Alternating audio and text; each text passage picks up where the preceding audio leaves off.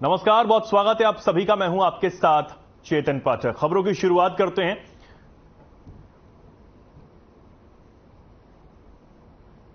मुख्यमंत्री पुष्कर सिंह धामी ने केंद्रीय सड़क परिवहन मंत्री नितिन गडकरी से मुलाकात की है।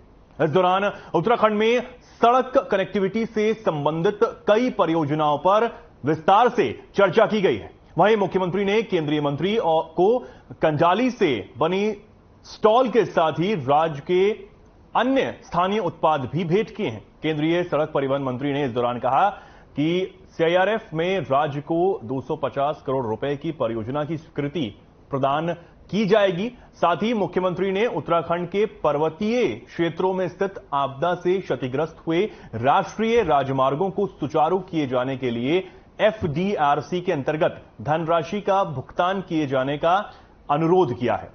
इसी के साथ राष्ट्रीय राजमार्ग 109 किलोमीटर के ज्यामितीय सुधार एवं चौड़ीकरण कार्य के लिए उत्तराखंड लोक निर्माण विभाग को निर्माण एजेंसी के रूप में नामित किए जाने की स्वीकृति प्रदान किए जाने का भी अनुरोध इस दौरान किया गया है। इसके लिए केंद्रीय मंत्री ने सहमति दे दी है।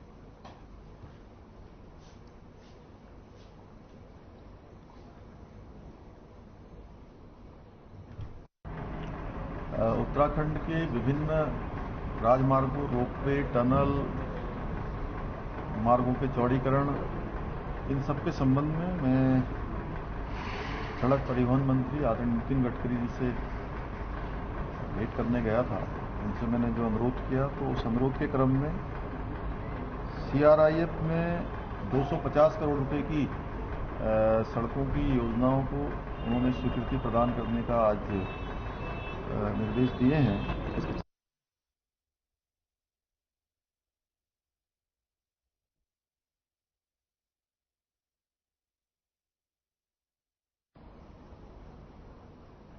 समान नागरिक संहिता उत्तराखंड में लागू किए जाने और ड्राफ्ट फाइनल होने संबंधी कई बिंदुओं को लेकर मुख्यमंत्री पुष्कर सिंह धामी ने कल गृह मंत्री अमित शाह से मुलाकात की है।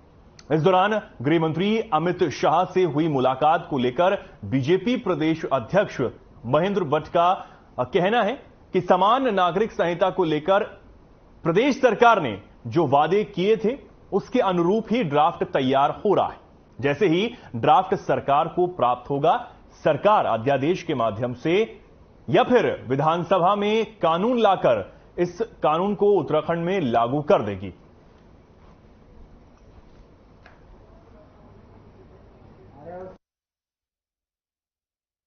गृह मंत्री से मिले हैं तो स्वाभाविक रूप से निश्चित रूप से इसी में चर्चा भी हुई होगी और उस संदर्भ में जो हमारी कमेटी है उसकी रिपोर्ट अभी आनी शेष है। जैसी वो रिपोर्ट आएगी उस संदर्भ में तत्कालिक जो वैधानिक चीजें हैं उसकी चर्चा करते हुए उसको हम चाहे अध्यादेश के रूप में लाएं, चाहे विधानसभा के अंदर उसको पारित करते हुए कानून के साथ और समान नागरिक संहिता उत्तराखंड में लागू हो।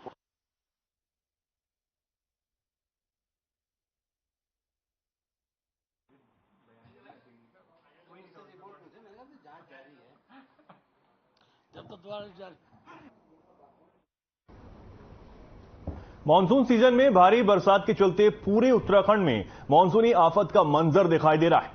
भारी बारिश के चलते कई जगहों पर लगातार जलभराव हो गया है और इससे दिक्कतों का सामना लगातार लोगों को करना पड़ रहा है।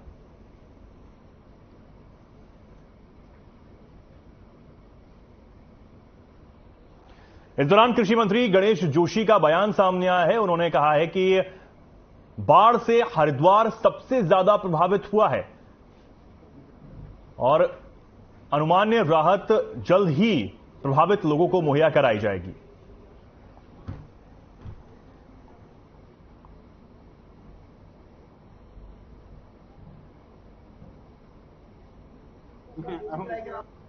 भारी वर्षा से प्रदेश के अंदर फसलों को क्षति हुई है और विशेषकर जो हमारा हरिद्वार जिला एग्रीकल्चर बेल्ट है उसमें सबसे ज्यादा क्षति हुई है। कल मैं 35 गांव में मैं व्यक्तिगत रूप से गया था। वहां पर 91,301 हेक्टेयर में जो खेती हुई थी उसमें से 53,883 हेक्टेयर क्षतिग्रस्त हो गई है। और आपके यहाँ क्यों आना चाहते हैं ये आपको?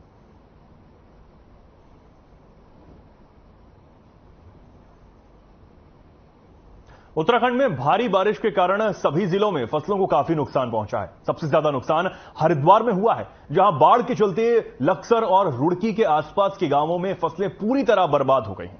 रविवार को कृषि मंत्री गणेश जोशी ने लक्सर में बाढ़ के कारण बर्बाद हुई फसलों का निरीक्षण किया और पीड़ित किसानों से भी मुलाकात की है और उन्हें हर संभव मदद करने का भरोसा भी दिलाया है। रविवार को पूरे बाढ़ प्रभावित क्षेत्र का दौरा करने के बाद सोमवार को कृषि मंत्री गणेश जोशी ने कृषि विभाग के अधिकारियों के साथ एक बैठक की, जिसमें लक्सर और रुड़की और साथ ही खानपुर के बाढ़ प्रभावित क्षेत्रों में बर्बाद हुई फसलों का पूरा ब्यौरा तैयार करने के निर्देश दिए गए।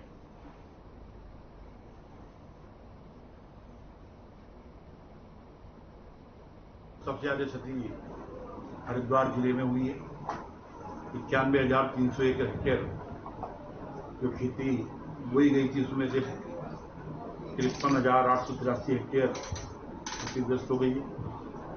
जो भारत सरकार के मानक में आता है 22,684 हेक्टेयर है और SDRF वेंडर के मानक के अनुसार 38 करोड़ 56 लाख रुपए जिसकी धनराशि बनती है।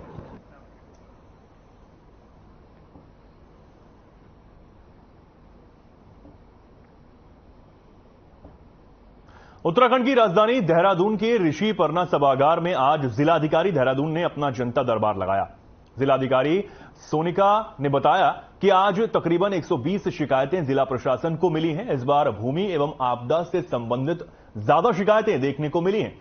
जिलाधिकारी ने इस दौरान बताया कि अगर हम चक्राता और विकास नगर क्षेत्र की बात करें तो अभी हाल ही में बरसात होने के कारण आपदा से जुड़े कई मामले उस क्षेत्र से सामने आए हैं, जिन पर कार्रवाई के लिए संबंधित अधिकारियों को कहा गया है।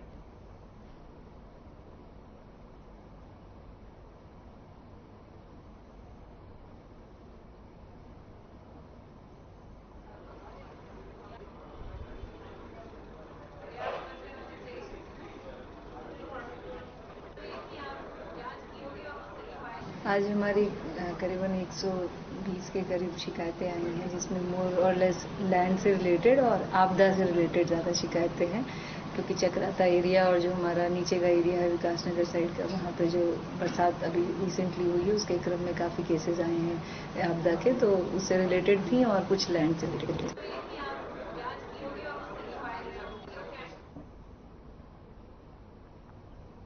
थराली प्राणमती मोटर मार्ग पर प्राणमती गांव के समीप लैंडस्लाइड होने से मार्ग बंद हो गया है। वहीं पहाड़ी का एक बड़ा हिस्सा टूटकर प्राणमती नदी में समा गया। इसमें बड़े बड़े चीड़ के पेड़ भी प्राणमती नदी में समा गए हैं। पहाड़ी क्षेत्रों में लगातार लैंडस्लाइड की तस्वीरें राज्य के अलग अलग पहाड़ी जनपदों से देखने को मिल रही हैं। ऐसे में इन सड़क मार्गों पर आवाजाही करना खतरे से खाली नहीं है।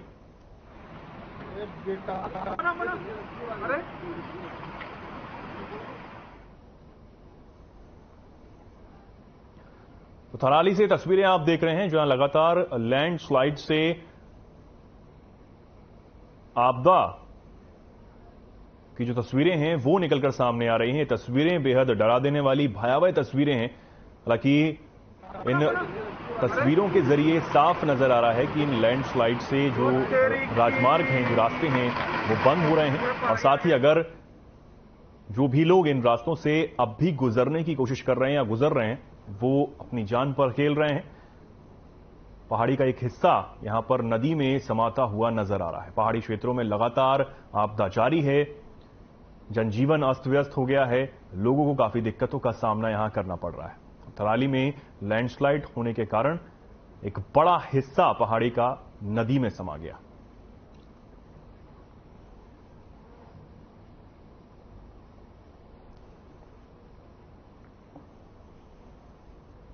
अल्मोड़ा विकास भवन में प्रदेश सरकार के सचिव डॉक्टर BVRC पुरुषोत्तम ने केंद्र सरकार और राज्य सरकार द्वारा संचालित योजनाओं की समीक्षा बैठक ली, जिसमें जिले भर के अधिकारियों ने शिरकत की। इस दौरान उन्होंने कहा कि जनपद में राज्य सरकार की योजनाओं में प्रगति कम हो पाई है, वहीं केंद्र सरकार की योजनाओं में कार्य प्रगति संतोषजनक है और उन्होंने कहा कि ग्राम्य विकास में कर्मचारियों की कमी को शीघ्र ही भरे जाएंगे।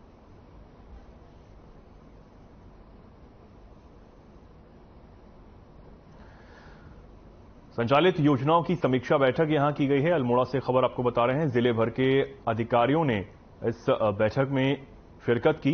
सरकार के सचिव ने ये बैठक यहां पर ली है। तमाम अधिकारियों से जानकारियां जुटाई गई हैं।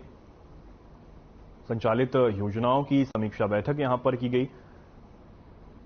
जो भी योजनाएं राज्य में जारी हैं, इनको लागू लगातार किया जा रहा है सरकार की तरफ से, उसकी समीक्षा के लिए यह बैठक सचिव की तरफ से की गई।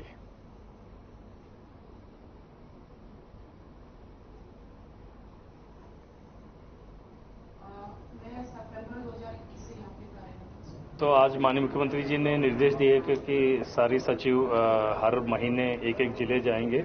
सो इस महीने में मेरा अल्मोड़ा आने की बारी था, तो अल्मोड़ा आया हूं। यहां पर हमने स्थानीय निरीक्षण भी किया है और यहां पर अधिकारियों के साथ भी बैठक लिया है। जो केंद्र योजनाओं में प्रगति थोड़ा अच्छा लग रहा है, बट जो राज्य सेक्टर की स्कीम से, जैसे पॉली हाउस का स्कीम अभी नया लॉन्च किया है और तमाम काफ़ी इस सरकार ने बहुत सारी स्कीम्स नया लॉन्च किया है।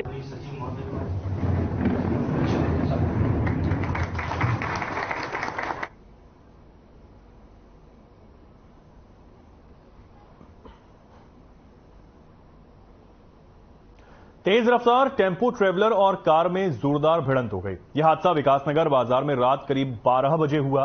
बताया जा रहा है कि टेम्पो ट्रेवलर कालसी से देहरादून की तरफ जा रहा था, लेकिन विकासनगर बाजार में पहुंचते ही गली से आ रही एक कार से टेम्पो ट्रेवलर की जोरदार टक्कर हो गई, जिसमें टेम्पो ट्रेवलर अनियंत्रित होकर डिवाइडर से टकरा गया। गनीमत यह रही कि रात का समय होने के कारण बाजार में उस वक्त भीड़ नहीं थी, जिससे बड़ा हादसा यहां होने से टल गया। पूरा मामला विकासनगर कोतवाली क्षेत्र का है।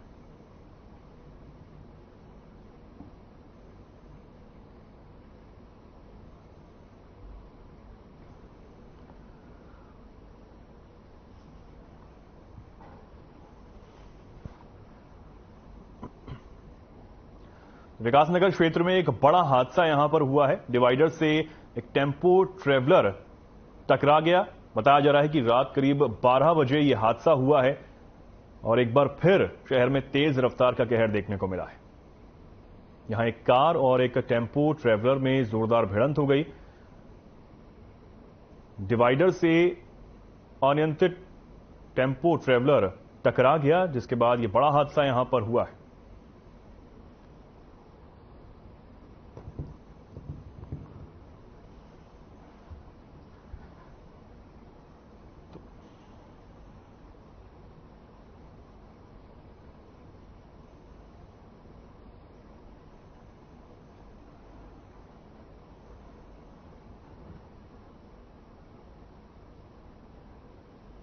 अल्मोड़ा पुलिस ने स्मैक की सबसे बड़ी खेप पकड़ी है। पुलिस ने 162.5 ग्राम स्मैक के साथ 2 तस्करों को गिरफ्तार किया है। बरामद स्मैक की कीमत लगभग 16 लाख रुपए से ज्यादा बताई जा रही है। चेकिंग के दौरान बेइस्तिराहा अल्मोड़ा के पास पुलिस ने अभियुक्त मकसूद अली के कब्जे से 135 ग्राम, साथ ही अभियुक्त महबूब अली के कब्जे से 27.5 ग्राम स्मैक और एक इलेक्ट्रॉनिक तराजू भी बरामद किया है। पुलिस ने स्मैक तस्करी में इस्तेमाल मोटरसाइकिल को सीज किया है। स्मैक मीरगंज बरेली से खरीदकर पहाड़ी क्षेत्रों में, साथ ही ऊंचे दामों में बेचकर लाभ कमाने के लिए लाई जा रही थी।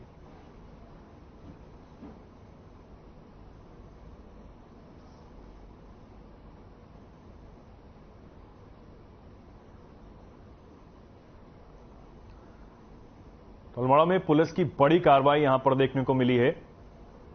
16 लाख से ज्यादा की कीमत की स्मैक यहां पर बरामद की गई है। एक बड़ी कार्रवाई अल्मोड़ा पुलिस ने यहां की है और इस स्मैक की कीमत लगभग 16 लाख रुपए बताई जा रही है। पहाड़ी क्षेत्रों में इसे बेचने की फिराक से ये आरोपी यहां पर लेके आए थे, जिन्हें भी पुलिस ने अब गिरफ्तार कर लिया है। इनसे पूछताछ जारी है।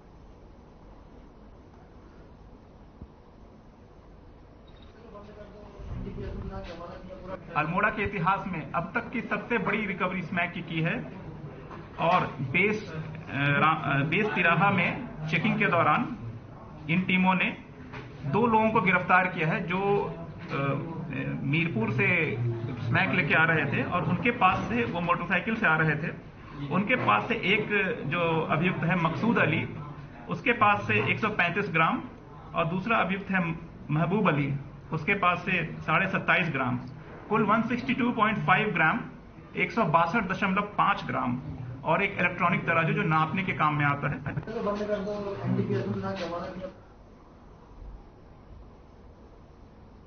देश में शिक्षा मुहैया कराने के लिए केंद्र के साथ साथ सभी राज्यों की सरकारें लगातार कोशिश कर रही हैं, जिसके लिए सरकारें स्कूल में मिड डे मील से लेकर छात्रों को स्कूल पहुंचाने तक की कई सुविधाएं मुहैया करा रही हैं। लेकिन देश में अब भी कई इलाके ऐसे हैं जहां मूलभूत सुविधाएं भी नहीं पहुंच सकी हैं।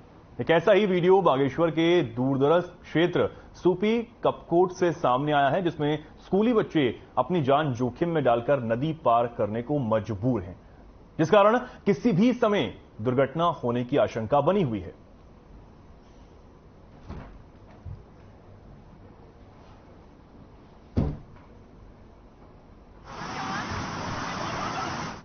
अब खबर देहरादून से है, जहां टेरी क्षेत्र के कुमाल्टा में 20 से 25 वाहनों का जेसीबी के जरिए रेस्क्यू कर उन्हें सुरक्षित बाहर निकाला गया। ये सभी वाहन सड़क पर मलबा आने से वहां फंस गए थे, जिस पर मौके पर जेसीबी बुलाकर मार्ग को खुलवाया गया और बाधित मार्ग में फंसे 20 से 25 वाहन और उसमें बैठे यात्रियों को सुरक्षित रेस्क्यू कर लिया गया।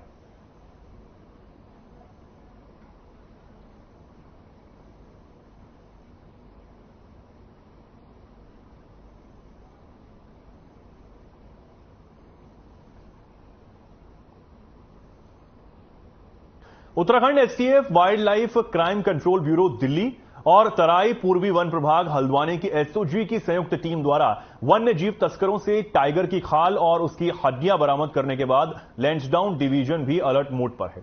टाइगर की संख्या के हिसाब से रीच डिवीजनों में गिने जाने वाले लैंसडाउन डिवीजन में डीएफओ ने अपने मुखबिर तंत्र को अलर्ट करने के साथ ही वन कर्मियों को भी 24 घंटे सजग रहने के निर्देश दे दिए हैं। राजाजी टाइगर रिजर्व और कॉर्बेट टाइगर रिजर्व के बीच बफर जोन का काम करने वाले लैंसडाउन डिवीजन से लगे इलाकों पर भी वन विभाग पैनी नजर बनाए रखे।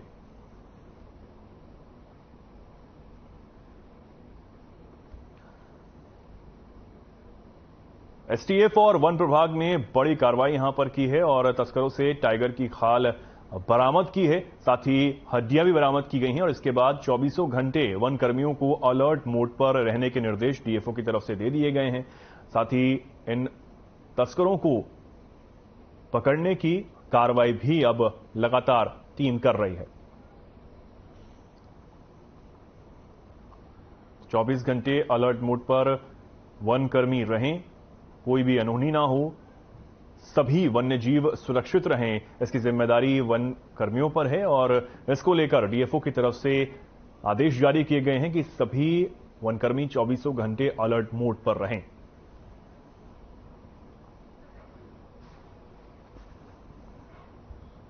देखिए, मानसून सत्र में गश्त हम लोग विशेष रूप से बढ़ा देते हैं और यूपी से लगे हुए एरिया में हम लोग अभी भी गश्त कर रहे हैं और गश्त लगातार हमारी जारी है।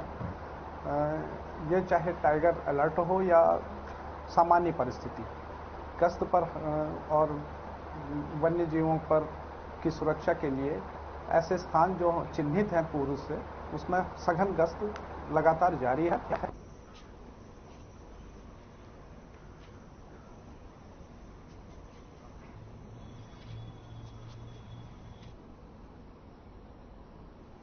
लालकुआं मणिपुर में महिलाओं को निर्वस्त्र घुमाए जाने का विरोध थमने का नाम नहीं ले रहा। पूरे देश में कांग्रेस का विरोध प्रदर्शन जारी है। यहां घटना में शामिल दोषियों के खिलाफ सख्त कार्रवाई करने और मणिपुर सरकार को तत्काल बर्खास्त करने की मांग को लेकर आज कांग्रेस कार्यकर्ताओं ने नगर में जबरदस्त प्रदर्शन किया। इस दौरान कांग्रेस कार्यकर्ताओं ने केंद्र की मोदी सरकार और मणिपुर के मुख्यमंत्री एन बीरेन सिंह का पुतला भी फूंका है।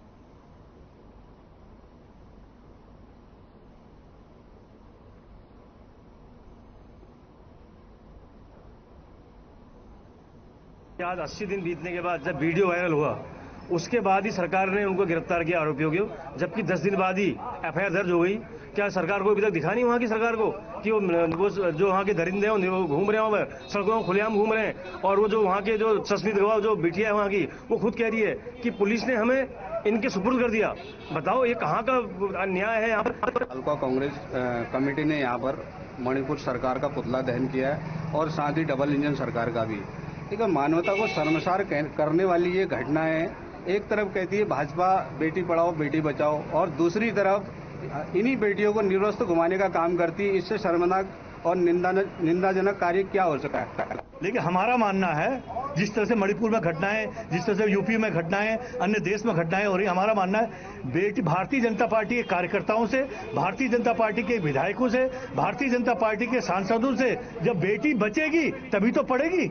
इन करिंदों से बेटी जब बचानी है तभी आगे बेटी। जिस तरह से मणिपुर की घटना हुई है उससे मणिपुर के लोग नहीं फिर हिंदुस्तान के लोग शर्मसार हैं।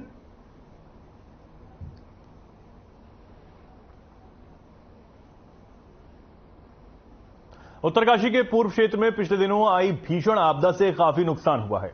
इसमें स्थानीय लोगों की परिसंपत्तियों के अलावा सरकारी संपत्तियां भी शामिल हैं। स्थानीय विधायक दुर्गेश्वर लाल ने क्षेत्र का निरीक्षण किया और बताया कि काफी संख्या में धन की हानि हुई है, लोगों की फसलें बर्बाद हो गई हैं, बाग बगीचे इस आपदा की भेंट चढ़ गए हैं और फसलों को भी भारी नुकसान हुआ है। इस दौरान उन्होंने कहा कि सरकार की ओर से हर संभव अनुमन्य राहत राशि प्रभावितों को मुहैया कराई जा रही है। मुख्यमंत्री धामी से मौखिक तौर पर मुलाकात कर भी लोगों की मदद अपील वो करेंगे।